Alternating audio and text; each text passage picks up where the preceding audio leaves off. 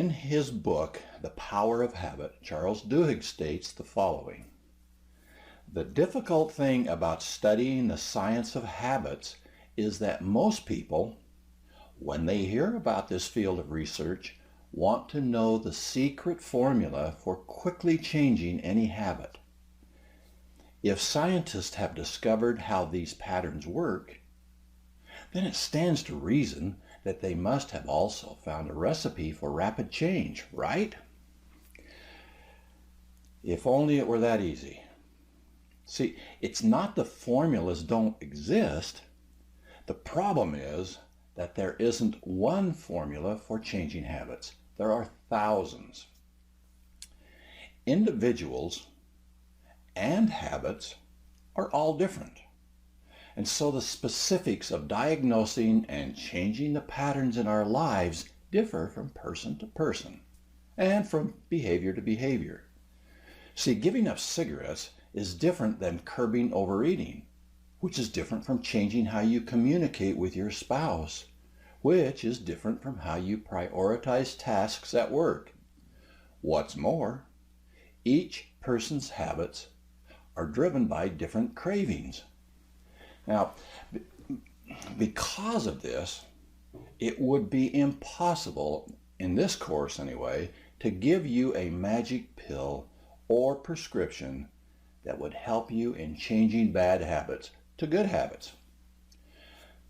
What I think we have done, and I'm pretty confident, is provide a framework of how habits work, why they work, and then how to create good habits and undo some bad habits.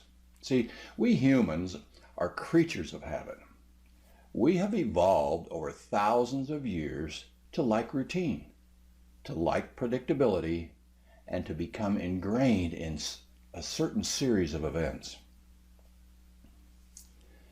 Most of us, therefore, have a routine that we follow every single day. The rhythm is as sure as waves on the ocean. Maybe you start your day by waking up, making breakfast, having a shower, getting dressed, and then watching the news for 10 minutes with a cup of coffee before running for the bus. You probably have a similar routine in the evening, which might involve doing a 10-minute shop at your local grocery store, making dinner, watching some TV, having a shower, and then reading a book in bed. You probably go to bed at roughly the same time every night. Now, this is no coincidence. This comes down to the entire way we are hardwired, the way our brains work, and the way our biology operates. Repeating the same actions or thoughts over and over again essentially means that we are repeatedly using the same neuronal pathways and causing the same connections to light up and fire. As we do this, those connections become myelinated. That means that they are insulated by myelin sheaths, therefore becoming stronger and stronger. If you repeat one action followed by another often enough, then often they will become so ingrained as to become automatic and beyond our conscious control. Now, you've heard this many times, but this was demonstrated perfectly by the psychologist Ivan Pavlov when he managed to condition dogs to salivate at the sound of a bell. This is also why severely brain-damaged individuals who can't remember their own name might still be able to play incredible piano concertos. Some can do this despite even not knowing that they can play the piano. See, the simple fact is that the motor neurons are hardwired over years of practice.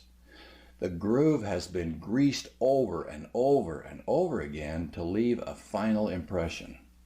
Now, as for biology, this is based entirely around rhythms and patterns. The sun rises at a certain time, and this triggers the release of cortisol and nitric acid. These neurotransmitters trigger a cascade of activity throughout the brain, which makes us more awake and active. Then we eat, and this slows us down slightly again and gets us ready for work. After 4 p.m., our lunch settles in, and we start to become slower and more sluggish, thanks to a dose of melatonin and serotonin. By the time the sun starts to go down, we are producing more melatonin, and the buildup of adenosine in our brain is making it harder and harder to think. If you get up at a different time, if the sun rises at a different time, or if you eat a bigger meal, then this can throw that whole routine out of whack, and as a result, you'll feel out of sorts. This is what causes jet lag, and it's why one solution to jet lag involves altering your meal timings. Now, in short, the more we repeat the same behavior over and over and over again, the harder it is for us to change that behavior. If the behavior in question involves smoking, then this is bad news. But if the behavior involves going to the gym, well, then that's great news. My wife has been working out at least 5 days a week ever since she was 16 years old. She'll be turning 70 this year. That means that she has been doing something consistently for over 50 years.